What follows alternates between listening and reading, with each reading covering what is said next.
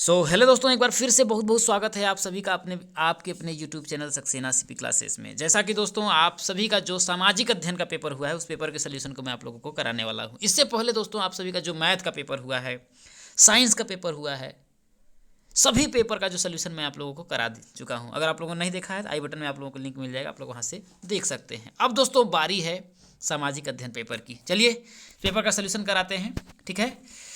तो पहला जो क्वेश्चन आप लोगों का पूछा गया दोस्तों कि वो प्रार्थना समाज के संस्थापक कौन थे। तो आप सभी जानते हैं कि प्रार्थना समाज के संस्थापक आत्माराम पांडु रंग जी थे। अगला क्वेश्चन क्या आप लोगों का देखिए पूछा गया, अगला क्वेश्चन पूछा गया कि साइमन कमीशन ने क्या दोस्तों, साइमन कमीशन ने अपनी रिपोर्ट प्रस्तुत की। तो साइमन कमीशन ने अपनी रिपोर्ट कब प्रस्तुत की थी? सन 1930 ईस्वी में। कब दोस्तों? सन 1930 ईस्वी में। अगला क्वेश्चन आप लोगों का पूछा गया कि अंडमान निकोबार द्वीप समूह की राजधानी कहाँ है। तो अंडमान निकोबार द्वीप समूह की जो राजधानी हो कहाँ है आपका दोस्तों? पोर्ट ब्लेयर है। कहाँ पर है आपका? पोर्ट ब्लेयर है। अगला क्वेश्चन आप लोगों का कि उत्तर प्रदेश का मैनचेस्टर कहा जाता है। तो आप सभी जानते हैं कि उत्तर प्रदेश का मैनचेस्टर किसे कहा जाता है? कानपुर से को कहा जाता है। अगला क्वेश्चन आप लोगों का हेमेटाइट का संबंध किस खनिज से है। तो हेमेटाइट का जो संबंध है वो आप लोगों का लौह अयस्क से है दोस्तों। किससे है आप लोगों का? लौह अयस्क से है। अगला क्वेश्चन आप लोगों का था क्वेश्चन नंबर 6 कि उत्तर प्रदेश में तेल शोधक कारखाना कहाँ स्थित है। तो उत्तर प्रदेश में तेल शोधक जो आप लोगों का कारखाना है वो आप लोगों का कहाँ पर है दोस्तों? मथुरा में स्थित है। चलिए आगे बढ़ते हैं। अगला क्वेश्चन आप लोगों का कि संविधान सभा के स्थायी अध्यक्ष थे। तो संविधान सभा के जो आप लोगों के स्थायी अध्यक्ष थे वो कौन थे आप लोगों का? डॉक्टर राजेंद्र प्रसाद। कौन था दोस्तों? डॉक्टर राजेंद्र प्रसाद जी थे। अगला क्वेश्चन कि उत्तर प्रदेश में सिंचाई की जाती है। तो दोस्तों नहरों द्वारा, कुओं द्वारा, नलकूपों द्वारा। तो इसका आप लोगों का राइट आंसर हो जाएगा उपरोक्त सभी। उत्तर प्रदेश में नहरों से भी सिंचाई होती है, कुओं से भी होती है, नलकूपों द्वारा भी की जाती है। अगला क्वेश्चन आप लोगों का दोस्तों, उत्तर प्रदेश में कालिंजर मेला कहाँ लगता है। तो उत्तर प्रदेश में जो आप लोगों का कालिंजर मेला है वो आप लोगों का बांदा में लगता है। कहाँ पर दोस्तों? बांदा में लगता है। चलिए आगे बढ़ते हैं। अगला क्वेश्चन, डिगबोई तेल क्षेत्र किस राज्य में है। तो दोस्तों डिगबोई जो तेल क्षेत्र है वो आप लोगों का किस राज्य में है? आप लोगों का असम राज्य में है। कहाँ पर है? असम राज्य में है, ठीक है। अगला, उत्तर प्रदेश कितने मंडल में विभाजित है दोस्तों।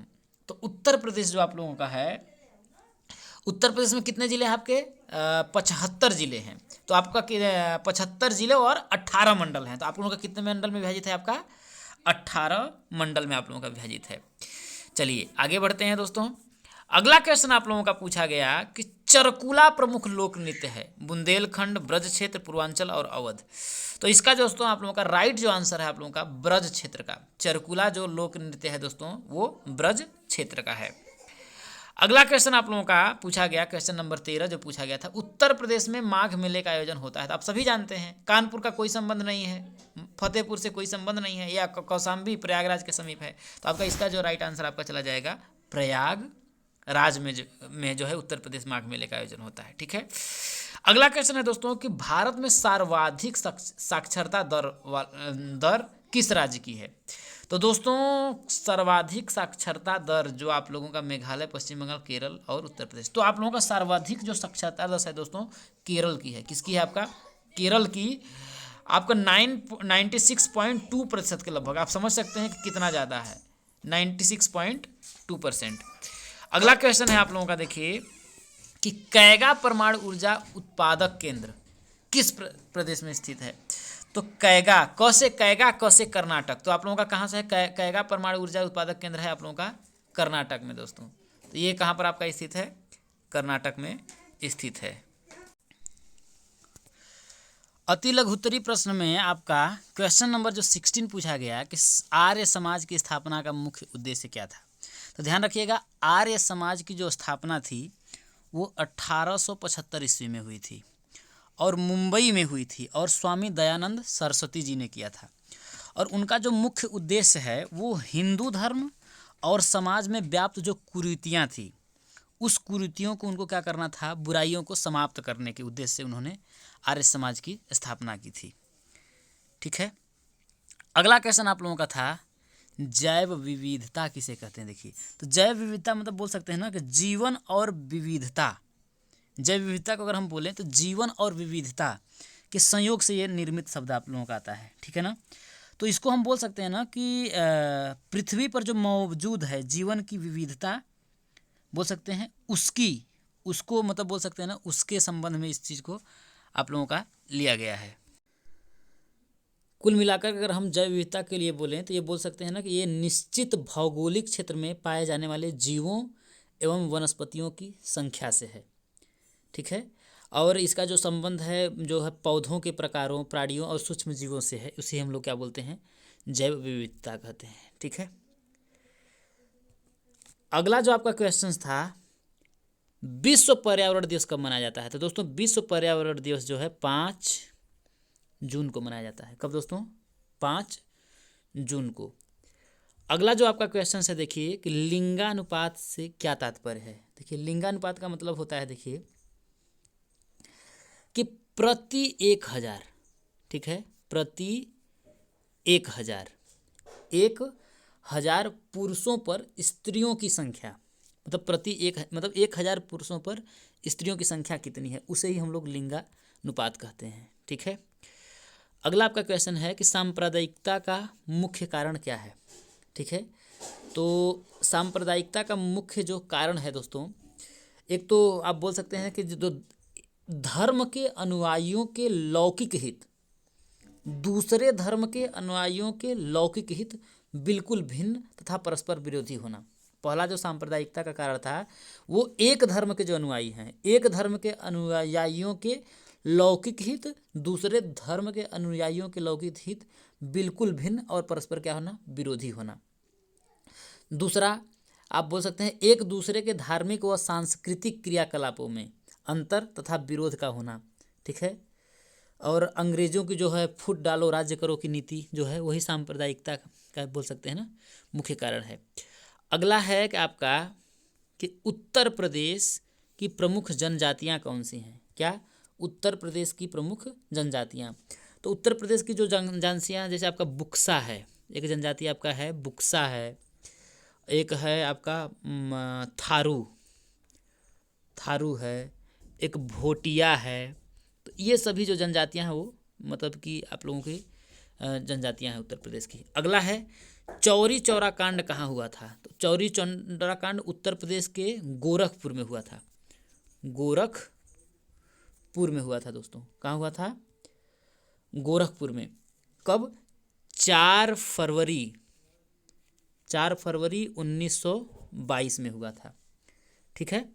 जिसमें जो भारतीयों ने ब्रिटिश सरकार की पुलिस चौकी थी उसमें ही आप लोगों की आग लगा दी थी। उसमें छुपी जो 22 पुलिस थे कर्मचारी वो जिंदा मर गए थे, ठीक है। अगला है देखिए रामकृष्ण मिशन की स्थापना किसने की? तो दोस्तों रामकृष्ण मिशन की स्थापना 1990 में। कब दोस्तों? 1990 में स्वामी 1890 में स्वामी 1800 कितना था आपका याद नहीं आ रहा है, आपका स्वामी विवेकानंद ने किया था दोस्तों, स्वामी विवेकानंद ने, ठीक है। 1 मई को 1897 के लगभग, हाँ 1897 में उन्होंने किया था, ठीक है। अगला है आपका देखिए रोलेट एक्ट क्या है? क्या दोस्तों? Rowlatt Act. तो ये बोल सकते हैं दोस्तों ना कि रोलेट एक्ट को मतलब कि काला कानून के नाम से जाना जाता है। क्या दोस्तों? काला कानून। रोलेट एक्ट को काला कानून भी कहा जाता है। यह 19 मार्च जो 1919 को भारत की ब्रिटिश सरकार द्वारा अब भारत में जो उभर रहे राष्ट्रीय आंदोलन को कुचलने के उद्देश्य से निर्मित मतलब कानून था यह जो था, इसलिए इसको काला कानून बोला।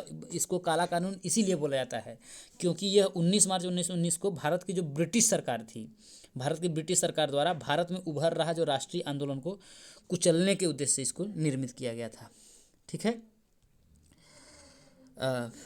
चलिए अगला क्वेश्चन आप लोगों का है कि जेट वायुधारा किसे कहते हैं? क्या दोस्तों? जेट वायुधारा। तो बोल सकते हैं दोस्तों ना कि जेट जो धाराएं होती हैं वो पृथ्वी सहित, क्या दोस्तों? पृथ्वी सहित कुछ ग्रहों के वायुमंडल में तेजी से बहने व घूमने वाली जो हवाएं होती हैं, हवा धाराएं होती हैं, उसी को जेट हवा धाराएं कहते हैं। जैसे कि आपका पृथ्वी पर जो मुख्य जेट धाराएं जैसे ट्रोपोपोज की ऊंचाई पर स्थित होती हैं, तो ये पश्चिम से पूर्व की ओर दोस्तों आप लोगों की बहती हैं। अगला जो क्वेश्चन है आपका दोस्तों, विश्व ओजोन दिवस, ठीक है, विश्व ओजोन दिवस कब मनाया जाता है? तो विश्व ओजोन दिवस तो आप सभी जानते हैं 16 सितंबर को। कब दोस्तों? 16 सितंबर को विश्व ओजोन दिवस मनाया जाता है। अगला क्वेश्चन आपका देखिए कि सारनाथ संग्रहालय की स्थापना कब हुई? क्या दोस्तों? सारनाथ संग्रहालय की स्थापना।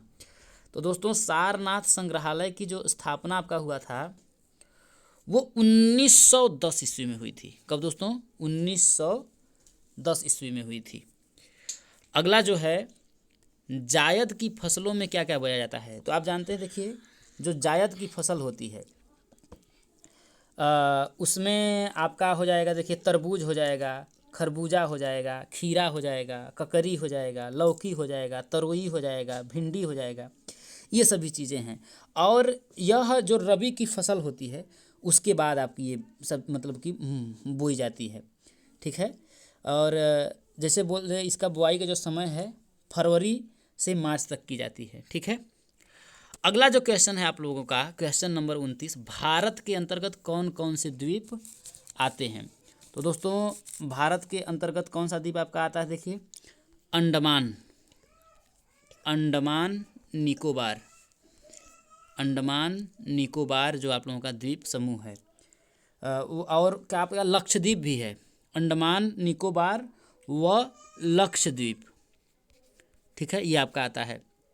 अगला दोस्तों और लास्ट अति लघु उत्तरीय प्रश्न था कि आतंकवाद क्या है? क्या दोस्तों?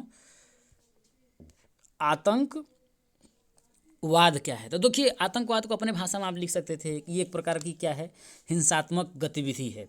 क्या है? आतंकवाद अगर एक तरीके की हिंसात्मक गतिविधि होती है। अगर कोई व्यक्ति या कोई संगठन अपने आर्थिक, राजनीतिक और विचारात्मक लक्ष्यों की मतलब की प्राप्ति के लिए देश या देश के नागरिकों की सुरक्षा को क्या करता है? निशाना बनाता है या निशाना बनाए, तो उसे ही हम क्या बोलते हैं? आतंकवाद कहते हैं दोस्तों। अब आगे आप लोगों का लघु उत्तरीय प्रश्न आपका पूछा गया था, ठीक है, जो आपका था देखिए 1857 के विद्रोह के मूलभूत एवं तात्कालिक कारण क्या थे? भारतीय अर्थव्यवस्था के समक्ष क्या चुनौतियां हैं, स्पष्ट करिए। भारत की स्थिति, विस्तार एवं महत्व को समझाइए। उत्तर प्रदेश की खनिज संपदा पर लेख लिखिए। आगे आपका प्रश्न पूछा गया था कि जलवायु और मौसम में क्या अंतर है, इसको आप लोगों को लिखना था। सांस्कृतिक विरासत में आपका क्या आशा है, इसके संरक्षण के लिए अपने सुझाव दीजिए। विविधता में एकता से क्या अभिप्राय है, विस्तारपूर्वक लिखिए। जलवायु को प्रभावित करने वाले तत्वों का उल्लेख करिए। आयात निर्यात से आप क्या समझते हैं? उत्तर प्रदेश से निर्यात की जाने वाली प्रमुख वस्तु है, उसको लिखना था। भारतीय राष्ट्रीय आंदोलन में नेहरू जी का योगदान का वर्णन करिए। तो ये सभी चीज़ें आप लोगों का है। तो दोस्तों इसके बाद जो आप लोगों का जो पेपर आउट वीडियो है मैं बना रहा हूँ कल के लिए, आप लोग हिंदी के लिए, इंग्लिश के लिए, उसे आप लोग जरूर देख करके जाइएगा। जैसे ये पेपर फंसा है, मैथ तो आपका हूबहू 18 में से 17 प्रश्न जो मैंने आप लोगों को कराया था हूबहू फंस गया है। आप लोगों को उठा करके उसको देख सकते हैं। अगर आप लोग देख करके जाएंगे तो मैं पूरे गारंटी के साथ कहता हूँ, पूरे विश्वास के साथ कहता हूँ, पूरे बोल सकते हैं कि अब मुझे पूरा विश्वास है कि वहाँ से प्रश्न आप लोगों का जरूर फंसेगा दोस्तों। तो मिलेंगे जल्द ही, उसके जो आप लोगों की लिंक है जल्दी से आप लोगों का एक्टिवेट हो जाएगा, लाइव हो जाएंगे दोस्तों, उसको देखिएगा जरूर। मिलते हैं जल्दी ही। जय हिंद।